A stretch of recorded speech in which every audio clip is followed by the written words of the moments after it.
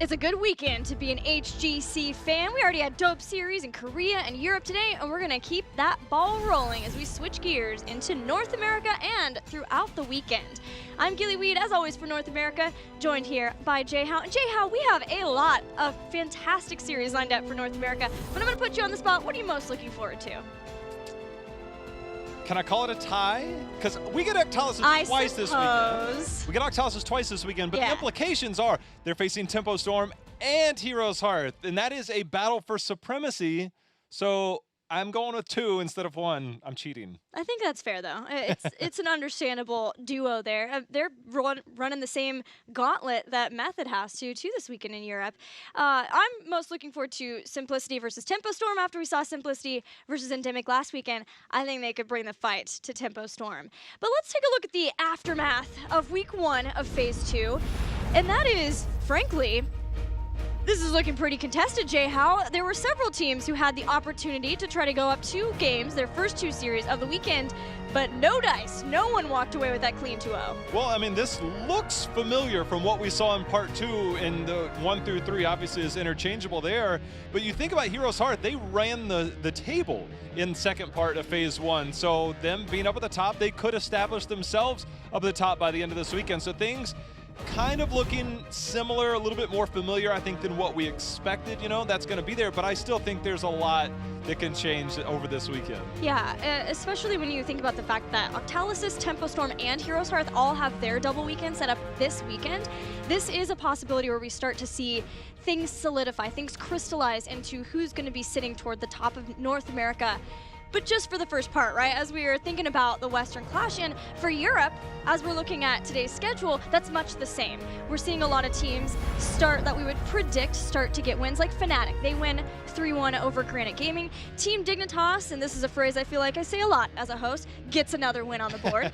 Though they and Method came in this weekend both undefeated. Later on, Tempo Storm versus Octalysis, that is a must-watch match. But today in North America, we're starting with HeroesHearth versus LFM, Jay-How. Yeah, and this is a matchup that on paper you're like, okay, HeroesHearth, probably one of the #1 teams here, and LFM hasn't had the best start, but this is a team that took a game off of Octalysis last week, and also in the earlier part of this year took this HeroesHearth team to a 5th game in a best-of-5. So LFM on paper might not look like the super strong team, but again, Fury-led team now, very different than what we saw in Part 1 or Phase 1. So I think definitely very competitive matchups today, definitely heavy implications on the top of the list here in our rankings. So it's going to be an interesting day. Well, the talking point I really want to cover about this match is Droplets. Last week was his first series in HGC, being the newcomer at HGC and to LFM Esports. But then also, we have 2 newcomers to HGC at the beginning of last phase for HeroesHearth, and that's Ishbu and BBJ. We had a chance to talk to both Ishbu and Droplets about their experiences, about last weekend, and about looking forward, so let's hear from them.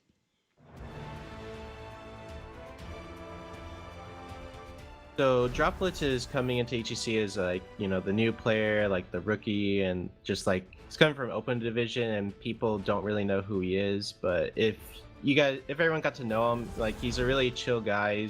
He wants to work well with the team, like no matter what. Like if he knows he made a mistake, he will like admit it and like try and improve upon it and stuff like that. And what I see in Droplets is like, you know, strong potential into becoming a a top range damage in his role. So as long as he works hard for himself, his own mechanics, and then if he works well with the team, you know, I think he will fit along well in HGC and then prove that, you know, he deserved his spot. I think HeroesHearth right now is definitely the best team in North America after the Tempo Storm roster changes. I think that they are all 5 really hardworking individuals and they mesh really well as a team. It'll definitely be a tough match, but I think that we have a chance of taking a few maps off. McIntyre really stands out on HeroesHearth just because of his mechanical play and his knowledge of the game. He plays really aggressive and he makes a lot of plays for the team, so I think if we are able to shut him down, we can definitely stop their aggression.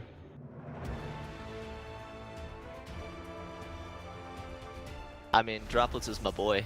Like that's all I can really say there. I love the guy. He's always been a kind of a constant positive influence around the open scene. Time will tell exactly how good he'll be in the HGC. I think he's still got some room to grow in that regard. But right now, I'm just super happy for him as a friend because he's just a really awesome guy, and I really do wish the best for him. I expect our series against LFM to be pretty much in our favor. I think if we are truly aiming for the #1 seed to BlizzCon, that this can't be a close match. Like, that's not to look down on LFM. We're definitely going to show them all the respect they deserve, and we're definitely going to go into this match looking to play our best. At the same time, we need to prove ourselves if we're going to aim for those top spots. So I do expect this series to be a 3-0 or a 3-1.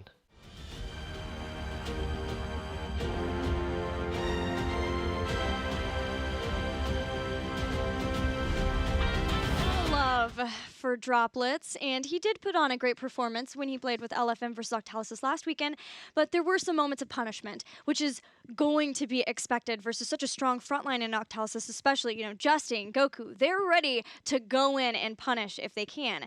And there is some punishment towards some of the other people from LFM2, the Aware, you know, some of the positioning that we talked about last week. I'm looking to see if these things have been improved upon for this weekend. There was a couple times on Tomb of the Spider Queen in particular, it's kind of like, did you really need to be there? But there was also a really good play on the other side by Justin to set up one of those. Another one is probably something avoidable, I think, in that circumstance. So it definitely was a little bit of a tough week, I think, for LFM in certain, but as you said, they did have bright spots. And again, Fury on the front line does give them a, to me, when I watch this team, it gives them confidence in engaging. They're not necessarily on different pages, which is something we saw in Phase 1, where it's like, all right, one person goes in, maybe Figgy outrange his teammates just a little bit, but with Fury, the calls are decisive, the confidence is there, and I think that can shift the momentum in games that maybe it's something they didn't have last phase. Yeah, one thing I do think about Fury bringing aggression to the team is he may be expecting more of a follow-up than the rest of the team is bringing just yet. So another thing I'm watching for them is when he goes to bring in that aggression, and not just today, but when he plays versus his old teammates of Endemic tomorrow, he's going to want to punish. And is the rest of the team there in time to follow up along with that? Also, Swabs is another great bright point for this team, so I'm looking forward to more from him. Let's get into this match between HeroesHearth and LFM. Starting with the Battleground pool, we see bans from HeroesHearth Esports on Cursed Hollow. That was picked last weekend by LFM. And then LFM are going to ban Tomb, a common pick for HeroesHearth Esports, and we start on Towers of Doom. It is. Tomb is a common pick, but that's actually where Freedom picked up a win last week against HeroesHearth, so they're not invincible on that, but definitely strong, and it warrants the ban. Towers of Doom, however, different story. Again, a lot of team fighting, a lot of action on here. Everybody remembers the big highlight play of Fury on Garrosh on this Battleground, and it's something that he can really turn the tides. He played the ETC multiple times last week, a hero he's very comfortable with and does fit that aggression style. As you mentioned, if you are going to be aggressive with ETC, you better have follow-up, because you do not make it out if you don't capitalize on those moments. It's a high risk, high reward when you do go in aggressively, like we see Fury do quite a bit.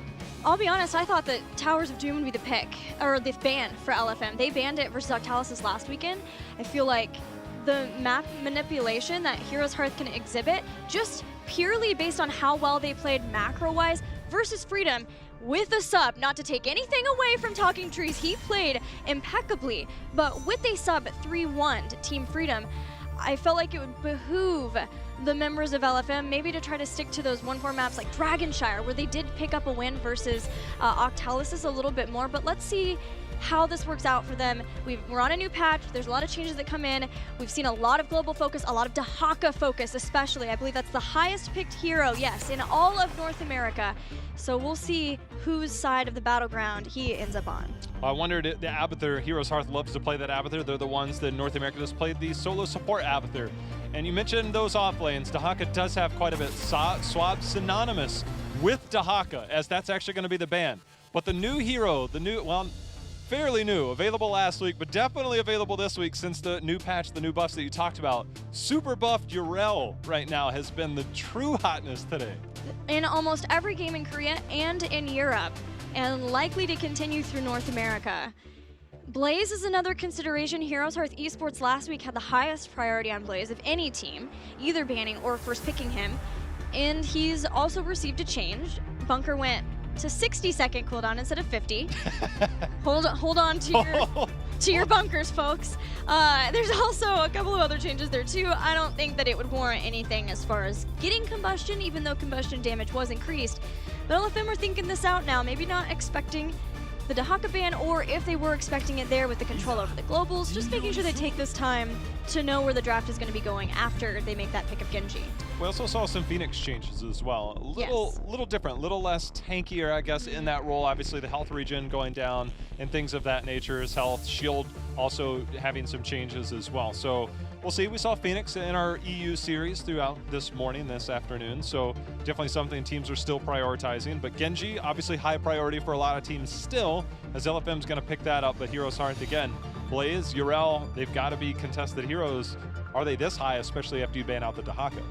Yeah, those scaling changes could make quite a difference of where we see Phoenix fall within the draft. But HeroesHearth sticks with the Blaze, now seeing with the Dahaka ban, they'll continue to prioritize Blaze even over Urel in that solo lane. And getting Blaze and Johanna, that is a very common trend of a double pick that we saw a lot even at Midseason Brawl, especially around the end of Midseason Brawl. This is also with the Johanna health buff. Oh, too. yes. So Johanna, Health we saw the armor, the physical armor being taken away from Johanna in our last patch for last week, but then it's like, well, maybe she needs a little bit more health. I think she's sitting baseline around 2,700 now. So this is a very tanky Johanna than what we're used to, an all-around tank. And again, we saw Ishbu in particular. We've seen the build start to evolve here in North America, that level 4, the Sins Exposed, getting that bonus damage, whether it's to help with wave clear or just a little bit more damage in general. Ishbu was kind of the leader of the pack on a Dragonshire game quite some time ago, as we are going to get our first look at Urel here today from LFM. Awesome to see. Almost certainly in the solo lane, that's been exclusively where she has sat so far. As we move into the mid bans for these teams, LFM has a possibility of taking down some of the damage follow-up now that Blaze and Johanna, that front line, has been in place for HeroesHearth, but also possibly a support choke given the fact that they got Malfurion there. Maybe a Deckard Cain. Deckard has definitely been high priority for a lot of teams as of late after that Malfurion, and sometimes they're now interchangeable. Malfurion had sat at the top for so long, Deckard might be the new hotness. One thing that we also can keep in mind, HeroesHearth last week twice ran with that Task Tracer composition, I believe, so it is something to consider here. Urel super tanky, could go and, you know, negate all of that damage. Genji sometimes a little bit of a counter with the deflect, but sometimes you can take advantage of that. We'll have to keep that in mind for HeroesHearth, but we also know they love their Jaina as well. Yeah, Crowan put on a clinic with the Ring of Frost that was likely unexpected from Team Freedom, and the Ring of Frost, the Malfurion too, blew up ETC with the stage dive, and if that's going to be the play for LFM, maybe something that Fury doesn't want to deal with. Well, that was something we had seen earlier in the day in EU that very same day, was with the Johanna, the Condemn potentially. We saw the Blessed Shield be a setup even for that one kill. Those are two relatively short cooldowns. They're not the extremely long cooldowns, the heroics that we generally see. So you could get that into the Ring of Frost, as you said. That could be a potential setup there. We'll keep an eye out. LFM, as you said, the Deckard could be considered here, but Jaina, I think, also has to be considered here. And if you ban the Jaina, are you going to get the Task Tracer, and are you prepared for that? Deckard Cain is the choice of ban there. But there's still a lot of different supports that BBJ feels comfortable with. One that I don't think was picked, but received quite a lot of changes in this latest patch was Rhaegar. Yeah. And are we going to actually start to see Rhaegar get some pick? Because giving him some more talent diversity because of the changes to his chain heal, and being able to give a lot of more healing out of that, even though it comes at the cost of an ancestral healing nerf. You and I talked a lot about it last week and thinking that we might see him, but so far not too much Rhaegar has been shown. His sustain is definitely better. I think he's going to be in situations where he might have been avoided altogether. Healing Totem was kind of that saving grace at level 4 because you didn't have the right amount of sustain. But 1 second off of that cooldown reduction plus a little bit more baseline healing I think does help in the early game a little bit more. It's post 10 I think is where people are a bit more afraid. There's going to be the Jaina and the Phoenix leaving their support for the final pick as we wait to see what the next damage dealer is going to be here for LFM. But with Phoenix and Jaina taken away, LFM, they have a Genji, but they need some sustained damage to mix in here as well. Also have to keep in mind what warrior they're going to get now. Jaina is going to make Fury's life not super fun, regardless of what warrior he gets, but later on, Jaina can go into Northern Exposure, which then reduces the armor of said hero up in front. Garrosh is really hard to try to engage in when you're constantly being slowed. HeroesHearth have shown just how good they are with a water elemental at being able to keep the control over that. Not to mention that Phoenix can also build into some percent damage if he wants to too. So those are two really good picks, regardless of the fact that slows make Purification Salvo a whole lot better, and Jaina's pretty good at providing those. Not too shabby. We have seen a fair bit of Murden as of late. We don't see a lot. Stitches, I think, is also something to be considered as well. It's something that at very rare moments we'll see Fury pick that out. He's quite proficient on those hooks as we're going to get the Li Ming. So not exactly the sustained damage that I would have anticipated, but you still get that burst, double reset. Potentially now you have a very tanky front line in Murden and Urel. So protect the Li Ming, but it's up to the Li Ming to hit all those skill shots to actually make that pick worth it. Likely to be a Figgy Li Ming there, with Droplets playing the Genji. Still need a support. As you said, the Rhaegar is there. Uther, we don't see a lot of him, but it is something BBJ's played in the past. And against this style, you can stun the Genji as he comes in. You can control that front line a little bit better. You have multiple save options for a very blow-up style composition between the Li Ming and the Genji.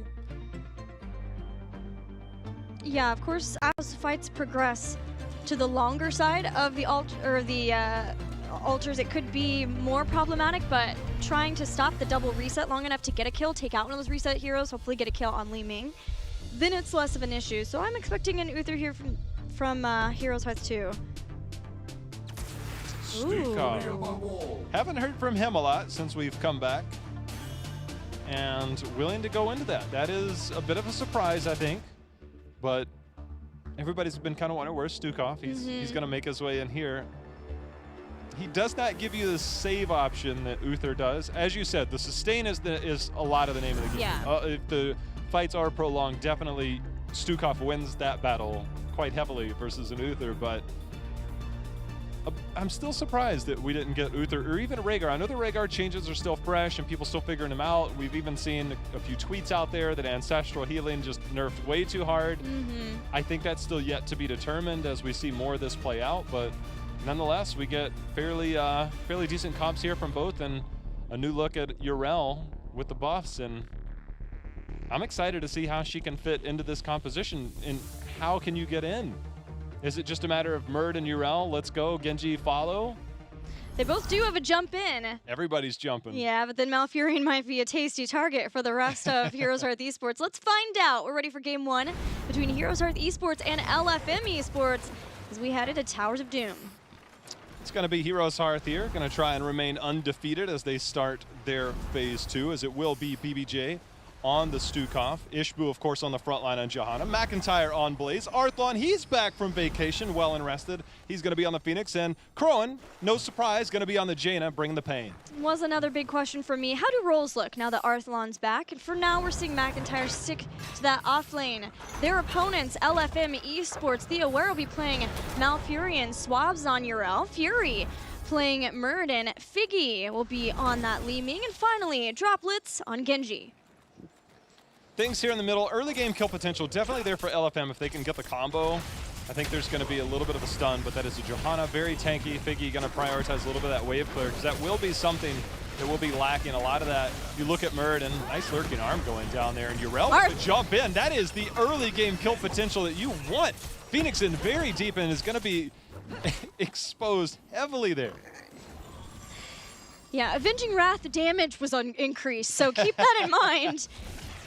Quite a lot from what I remember numbers-wise too, and that made all the difference. But the synergy, we wanted to see that synergy. Swabs, I said it last week, Swabs was a highlight for LFM. His draw, great. His Dahaka, super good. And he was pretty flexible for the team too. He's been on this role for quite a while now. And that punishment and that the synergy was right there with Droplets that he followed up with Swift Strike immediately. That's what I'm hoping to see if LFM wants to continue down this path of being the aggressive team, looking for those picks. You gotta be on point with that chain, synergy, crowd control, all of it. This looks very similar to last week, where LFM has a clear early game strategy, Gilly. They are very decisive in their rotations. We saw Fury go over there trying to interrupt the rotation down to that bot lane. We see them get the kill. They instantly rotated, cleared mid lane, and snap rotated toward their sappers. This is something you want to see from your top teams. The problem that LFM had is the late game decision making was a little bit more difficult. And that's what happens when you're not used to winning. Late game calling from ahead, might not be as familiar, so it's a little bit more difficult. You're still figuring it out, and as long as they get these early game advantages, it gives them opportunities to learn in the process and pull off some of these victories. This is a really good start for LFM. And we talked about LFM with that early start, unfortunately losing Genji. But LFM with that early start, having everything be on point, synergistic. For me now, Arthalon on that Phoenix needs to be a little bit more respectful about his warp, because the European broadcast talked a lot about how Stormbolt can be held until Arthalon or Phoenix attempts to warp out. We saw the jump of Avenging Wrath, but the Righteous Hammer can knock him out of that too. And then post 10, if Wave of Force is the pickup for Li Ming, there's a lot of different ways to stop him from being able to warp out of a situation. So that has to be a consideration for HeroesHearth, whether it's how they decide to split up their warriors and try to have someone who is more peel-based for those two backliners, or if he's just a little more cautious in his positioning overall. Caution is never in Arthalon's lexicon, Gillian. It's just not something he does. Throws caution to the wind and he says, let's see what happens. He's skilled enough, he gets away with it a lot, but there are times he will be punished. But either way, triple altar phase here, as you can see the offlaners on the mini-map. That's going to be the easy part. The hard part is who's going to make their way down. Dahaka was banned, so there is no global to try and force the rotation. You can already see Blaze was rotating up, but I think Urel did get seen there. So now we're going to have highly contested bottom altar. Max stops in mid to clear, bringing Swabs back up, keeping this a 4v4 for the time being. Fury's gonna dive in, Arthalon, and there it is, the Stormbolt, the Switch Strike follow-up in the roots, that's to perfection. LFM executes Arthalon yet again.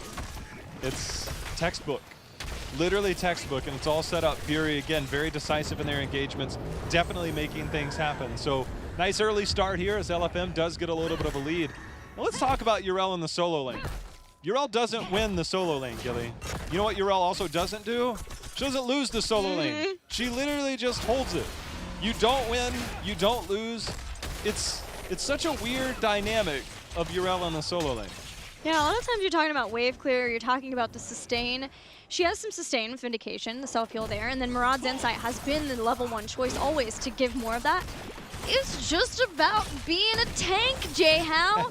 She's a tank, that's what she does, she tanks it out. And that's going to be how it is with her and Blaze in that solo lane too. He has jet propulsion, he can kind of try to interrupt some of her abilities. Divine Steed though, this is the big deal. This helps with rotations a lot now as LFM hits 7. The lurking arm goes down, and that is growing all over the place. Droplets puts a little bit of damage onto BBJ. Swab's jumping in as well. Blizzard zoning out for now, and a lot of damage going on to Fury, who's trying to get out of there. The slows are significant. He does finally make it over. Third wind's going to kick in for him, and they get the reset, but that is what Stukov does. He creates an area that is basically, you're not stepping in at all. Yeah, and if HeroesHearth can use that in the chain CC that they do have, the slows too, it can be hard for Fury to stay in a fight and then expect a dwarf toss out. It's sort of the same situation with Arthalon, which I don't know if you saw, but Arthalon way earlier warp. As soon as Swab showed, he was like, oh, I'm out of here. That's why Crowan was the target of Swabs instead. But both made it out this time, so good adjustments from HeroesHearth Esports. Just missing the combo there, warp out in time. Can't expect it to be perfect every time, but we're going to have another altar phase here. Again, LFM, they're starting the channel early. Ishbu starts to make his way in. Swab's diving in, trying to put pressure, gets the interrupt onto BBJ as Lurking Arm's going to be canceled. Nice body blocks here by McIntyre. HeroesHearth hoping to aggress forward, get the whole team in and out of that choke. Arthalon's going to dive in after the aware, who has been chased all the way back. Get a little bit of a reset here. Slight XP advantage in favor of HeroesHearth. Could do a little bit of side soak, and that's why we see Li Ming up there as well. Li Ming has to come down, is a little bit better in the poke department.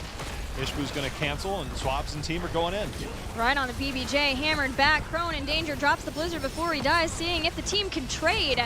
Deflect was used to nullify a lot of the damage. Arthalon still in a heap of damage. They use the weighted pashto and the jet propulsion and the body blocking. The teamwork of HeroesHearth makes their losses a lot less severe, only losing the Jaina, but unfortunately also the altar. Again, LFM, with this early game strategy, does have something. They're also winning the early game skirmishes, which is definitely a positive sign. It's just a matter of post 10. Is it going to look the same? Are you going to be able to handle the pressure of playing from ahead? As we see HeroesHearth getting a little bit of cleanup there. Experience relatively even.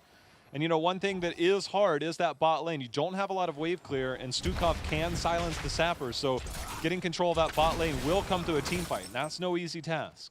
I mean, it feels like both the teams have been way more team fight focused than we're seeing a ton of macro focus, just mainly from the solo laners.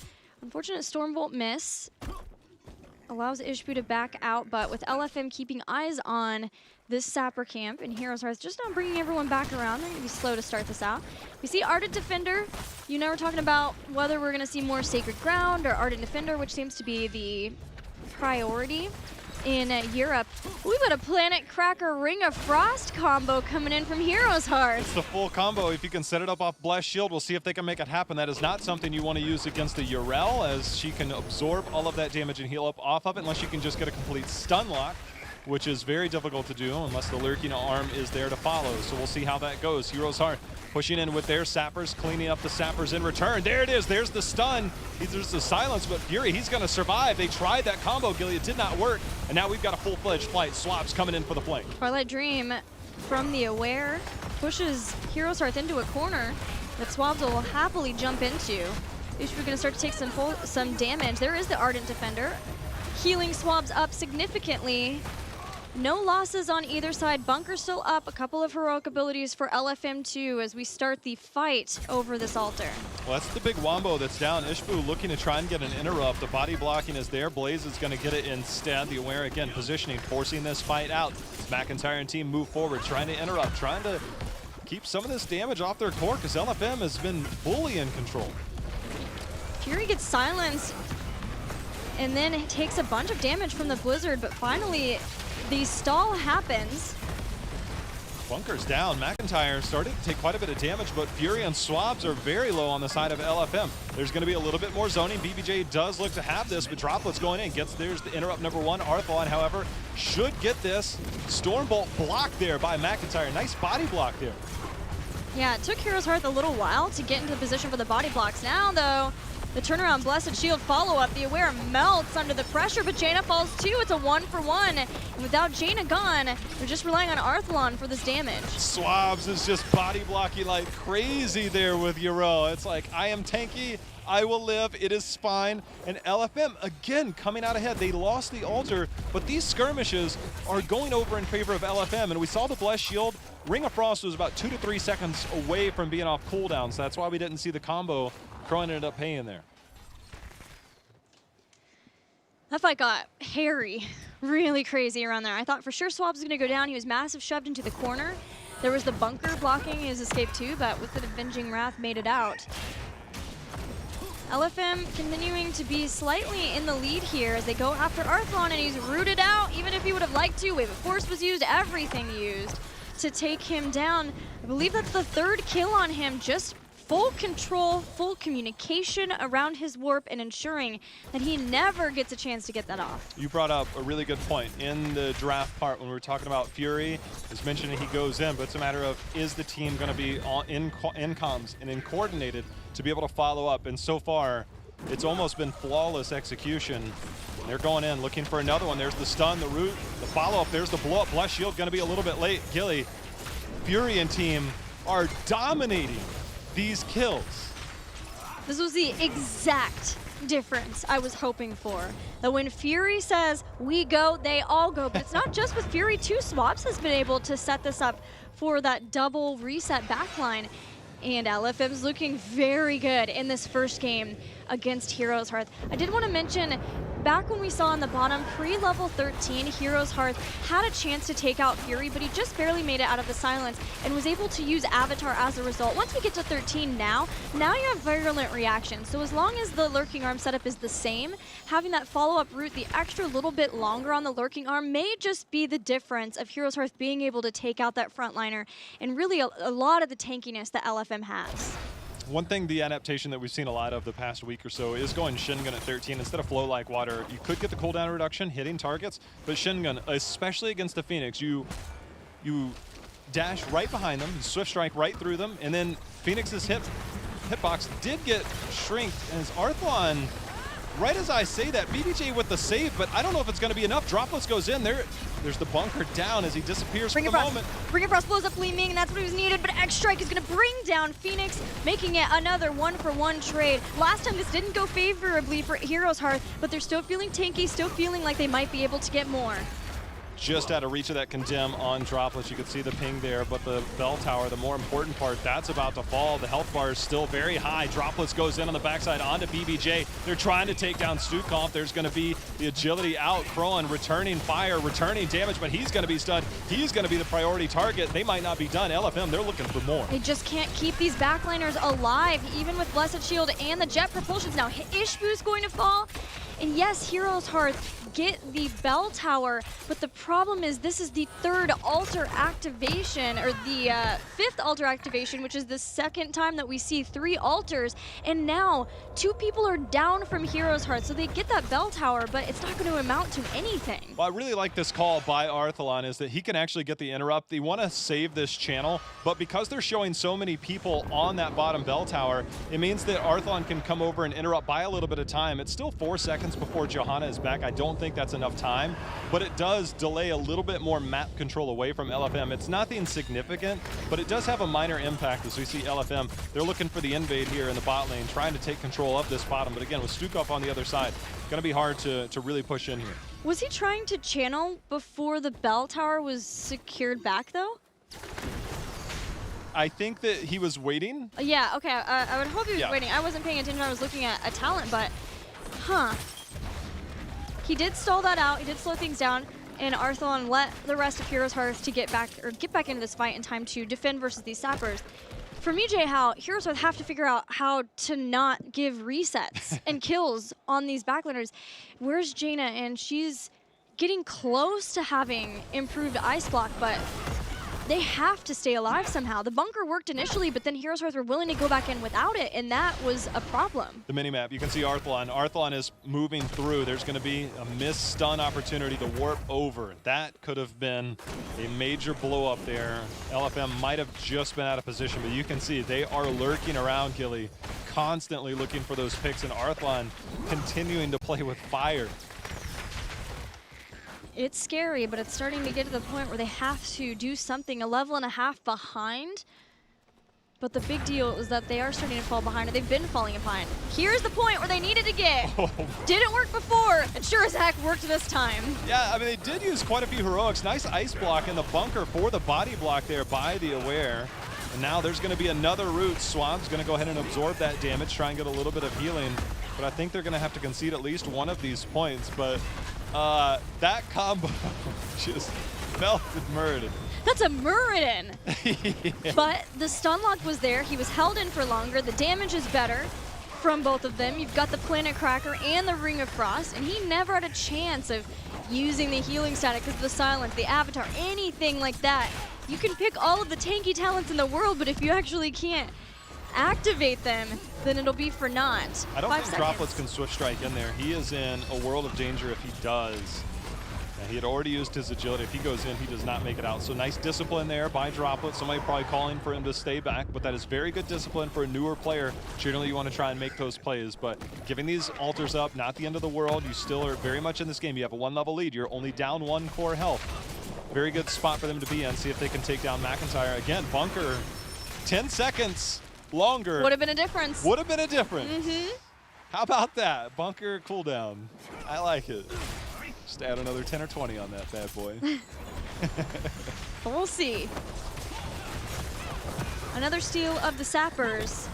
LFM has had pretty consistent control over these, but the problem has been that Stukov. But now without a Blaze, without a bunker to dive under should things go south, is Heroes Hearth willing to stay and stop these? It looks like yes for the moment, but they could dive past Johanna. Oh, that shove pushed him back during the middle of the Swift Strike. I was going to say, I needed somebody back there. I would have loved to have seen Fury take more of a flanking approach instead of being forced to dwarf toss in, because you just have to interrupt the Stukov. Once you interrupt the Stukov, this is much easier. They still get it because there's no Blaze there, but I feel like it's an opportunity. We know Fury's there. It's a very safe play, but once that lurking arm goes down, you can finally take advantage of it. Urel's going to go ahead and scout out the boss. but it's altar time in 30 seconds here. Is LFM starting to stretch their lead almost 2 full levels. If they get to 20 here soon, this is starting to become very dire for Heroes Hearth in the next few minutes if they don't start to turn this around, maybe get a pick of their own. Heroes Hearth need to do something because LFM are swiftly approaching Storm Tier talents. And they have a couple of longer heroic cooldown heroic abilities down, whereas Blessed Shield is a short heroic ability. It's going to be back for this fight. They choose to fight over the altar, seeing if they can get enough kills that they can start to make that comeback happen. Also, then they can turn their attention to the boss, getting back their bell tower, but their sappers underneath. There's the combo. That is a deadly combo. Droplets goes in, tries to get the counter onto Arthlon. There's a Ring of Frost, but the absorption there, the Ardent Defender popped by Urel, taking quite a bit of that damage. It's still a 5v4. There's going to be a jump out before the stun, before jet propulsion lands. Sappers might still get through on the bottom. Arthlon's trying to get over there in time as 3 shots come through here by Heroes Hearth, but still 20 right around the corner for LFM.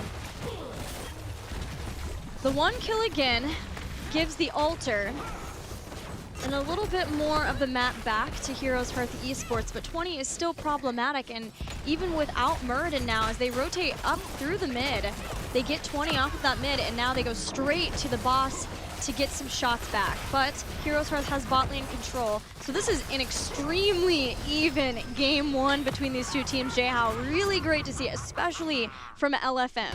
Well, this is the part where I mentioned the late game shot calling is oftentimes the most difficult in competitive Heroes, and LFM, you know, they were able to get the rotation down. They recognized that Heroes Hearth could push in that bot lane, but without the threat of 20, Heroes Hearth, they're going to back off. They're sitting on their camp for the moment. Ishbu's anchoring, and I think now Heroes Hearth, they have enough burst here to get through this. I'm going to grab this before LFM gets there and dip out. This is just to take away any form of map control. We're going to be looking at double altar phase, which seems to be okay. I mean, it's 12-12, it's 4-4 in terms of shots. It seems like it's going to be a trade opportunity. I don't think it's going to be here before Heroes Hearth gets 20, so LFM, I don't think there's going to be any type of advantage. Yeah, Heroes Hearth are halfway to that 20. I was looking at 20 and I see a Hardened Shield from a Muradin, and I'm just like, yes, you have had some trouble with this Heroes Hearth comp. Save me. Here we go, 20 right around the corner here for Heroes Hearth. This camp will help take down a little bit of structures. Again, not a ton of XP off those fort towers anymore. I think this is going to be a trade. I can't see anybody willing to take the risk unless you get that initial blow-up kill. And Fury, I think he's trying to see if he can spot it. Yeah, into Heroes Hearth's comp, though. That is risky. Asking for a lot of people to be hit by that Ring of Frost. 20 here. LFM back off.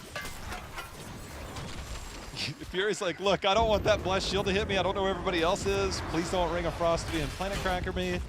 I don't like it. We've got an even matchup here. 8-8. Sapper camps picked up here. We know those don't do a ton. Fury early popping Avatar. He was terrified, and justifiably so. But it forces LFM to try to look for the fight now, because once that's down, that is such a long cooldown to have to wait, and a possibility knowing that Heroes Hearth didn't use anything from that, where Heroes Hearth can try to get aggressive on their own and make some plays. What has worked for Heroes Hearth is diving in and getting that kill on Fury, but it has left the backline kind of vulnerable, which is why we've seen Droplets continually try to flank and get the flanking kills. The difference is now Jaina has improved Ice Block, so if that is a problem, she's less of a target unless that's already been burned. It's a lot more focus on Arthlon. Arthlon, though, too, has his Unconquered Spirit, so it's a lot harder to try to get those counter kills, even as Heroes Hearth puts their full focus on somebody like that frontline Muradin. Yeah, getting the shield and the health bar down is challenging enough. Then that extra shield is definitely difficult. It's where Shingun can really come into play for Genji, but it's still a very tough task. He's got to be, he did go Living Weapons, so it does have cooldown reduction on that X-Strike. So hitting multiple members is definitely there. If you get both altars at this point of the game, barring any bell towers going down, this could be game over. Do we get another trade? Do we get the fight to end it all? We're about to find out right now. Sapper timing for Heroes Hearth, if they can clear out this lane, lets them have a bit more control in the rotations between the two lanes. And when you start to see someone channel, that little bit of time can make all the difference. No one's starting the channel initially on the onsite yet, unless Fury starts to move into position to get Urel down there. Now, Arthlon hasn't shown, neither has Droplets on Genji. Genji normally the one in that solo capture because he has the mobility. McIntyre goes in. BBJ has captured one. They need one more. Now this could be the fight that ends it all. HeroesHearth, they're going to try and end it right here with this cap. LFM is not going to let this go easily. There's going to be the stun. There's going to be a little bit of follow-up. No damage there. There's going to be the root. There's going to be the planet cracker. No save. That's going to be Murd first to fall. Twilight Dream was really good. X-Strike after the fact. Jaina dies. And this is not over yet for LFM. Not at all. Arthlon gets a wave of force back. Still survived, but the team is separated. Gonna start to heal back up. Aware, can he get this channel in time with how far back HeroesHearth has been forced? McIntyre willing to dive forward, but this opens up a possibility to take out Arthlon. He's hanging in. He should still have that Unconquered Spirit, so he's gonna be okay. Actually gets quite a bit of shield there, but the Aware gets the channel. 4-4, 2 members down, 1 on each side. This game is gonna come down to the wire, Gilly. Boss, what do we got on boss time? 30 seconds. Ooh. Ooh, how's this one gonna end, Gilly? I don't know, but either way, pretty darn awesome. That's what I have to say. Man, I thought it was for sure the moment the channel happened for HeroesHearth, I thought there was no way, and especially after Murden went down. But LFM did it. They got that kill on Jaina, and that was everything. Exactly, our newest player in HGC North America making that plays, and because of that, LFM are still in this game. There's the laughter. The boss is available. Conveniently enough, the boss is available in the altar at the very bottom of the map. A single altar fate, 2 points of contention. We could not have drawn this up any better. No globals. No globals. And now you basically have to have one beacon. You cannot show multiple members. The Sappers, neither of them are available in the bottom at the moment. So you just kind of have to keep an eye on things. You can't give up much, but we know the blow-up potential on each side, it seems a little bit more threatening from the side of HeroesHearth with that setup for Mishbu. So Fury and team gotta be careful. This is such a tense moment. 30 seconds until that altar spawns all the way at the south of this map. 4 shots remain for both of these teams. 24 minutes into this game 1. It's only game 1, but both teams looking good. There's the Blessed Shield, the combo. Oh. Malfurion is deleted. Now they have no choice but to fight Krohn. He's trying to survive. He already blinked out. X-Strike going in, not able to get enough damage. Icebox going to be there as well. There's going to be the blink in, into the bunker. And LFM, they've got to go in. Krohn very low here. He does put down the ring. That's going to lock down one member. Droplets puts down the X-Strike, unable to land it. They still have to fight right here. And there is not much health on the side. No healer available. Krohn doesn't look they're going to get there. HeroesHearth taking game number 1, and it was no easy task. LFM put up one heck of a fight, Gilly. HeroesHearth fought tooth and nail to make that victory a reality, and I think if there was any question about, can we maybe take it easy, maybe not show some stuff, because we gotta play Octalysis later on, the answer is no. You gotta respect LFM. When I talked to Fury, he said that they were banking on the idea that a lot of teams are going to look at them as underdogs, and they might be able to make an advantage happen from that. That was just about as close as you get. Yeah, I mean, the fact that that combo worked so beautifully, I mean, it was everything that you wanted it to be, and it's all set up by Ishbu every single time. He's been the anchor man, and we'll actually take a look at this replay here in a moment because we want to take a look at that last moment because we saw how it worked, but how did it execute? How did we get to that moment? I think that's something that's really cool. And if we actually just pause it right here, it's all about Ishbu's positioning. He's the anchor man. We actually had a Moonfire go down in the bush, so the Aware was, however, very aware of this situation, but the combo that he runs is the simple dismount off the shield glare into the blessed shield, instantly calling for it as we roll it forward here. And this is going to be the moment as the Aware steps out a little bit late behind his team. You're going to see the shield glare directly into that, and he knows it is over. As you see, the lurking arm is going to help zone it out, deny any bit of help as we just run it forward. Arthlon, I mean, it's pretty much pinpoint accuracy there. I mean, that is insta-deleted. But every time we saw that combo work, it is 100% Ishbu making the plays, and you can see its desperation moment from here going forward. But Ishbu setting that up, constantly going there. That's why when we saw Fury, when we saw the blind go out, it was Fury instantly popped that avatar. He's like, wait a minute, this is not a good situation for me to be in. And that was pretty much it. Obviously, there was quite a bit that kind of happened here. And we had Jaina almost fall in the middle of that. But it was always Ishbu setting it up, and that's how it worked. And after Arthlon got picked on in the early game, he's like, hold on, I've got 10 now. I don't have to be forward because I can stand anywhere on the map and hit them. Yeah, Fishboo's the anchor man, then getting a blasted shield on that Malfurion in-game scenario, if he was in a glass case of emotion, I think that's elation, if anything. But what I wanted to highlight is we talked a little bit about Unconquered Spirit and improved Ice Block finishing so that those backliners weren't as much of a target. And though we saw Droplets and the rest of LFM very nearly still be able to take out Crowan, not only the Ice Block, but the bunker positioning, and because it was the improved bunker, having the duration increase and the armor increase, Crowan would have gone down there. He was so low. He was falling very low, but then having the Ring of Frost to slow things down as they continued to retreat back just enough to stay alive there. And it's those little intricacies that I love to get to talk about and see here in Here's the Storm. He used his ice blanket one moment towards the top, and I'm like, all right, that's your first bit of safety. What's your second bit? What's your third bit? And it was like, I'm watching and my eyes are fixed on it. I'm like, oh, this is not a good moment. If he goes down, obviously that fight can turn. But as you said, the bunker and everything, all the defensive tools, Stukov put out a major heal in the middle of that to keep everybody alive. So a lot of defensive cooldowns needed to be used. They never overlapped. Everything was well done there on the side of HeroesHearth. It's one of those moments is like, man, I wish I could hear the comms. Like, are they as excited and as panicked as we think that they should be? Or are they just like, no, we're good. We got one kill. Let's chill. Just keep everybody alive. But it's no easy task. Well, while we're waiting for game 2 between these teams, they're taking a breather, and it's understandable. We're going to take a look at the HGC cheer board for North America and see which NA teams are receiving the most cheers. HeroesHearth Esports and Tempo Storm being the two teams that represented Midseason Brawl. They're going to be on top, but we're starting to see some other teams climb ahead, most notably Team Freedom. Team Freedom, obviously, I think has been around long enough. They have a super cool logo, super cool colors, so it's easy to want to go into that, I would say, in my opinion. But also, it's 4th of July. And it's 4th of July. Yeah, I mean, the old stars and stripes. America. Even though several of their players are Canadian, it's fine. It's fine. Anyway. You just had to reveal it.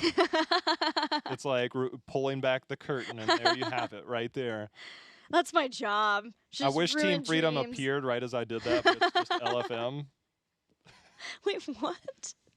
Oh, that would be awesome.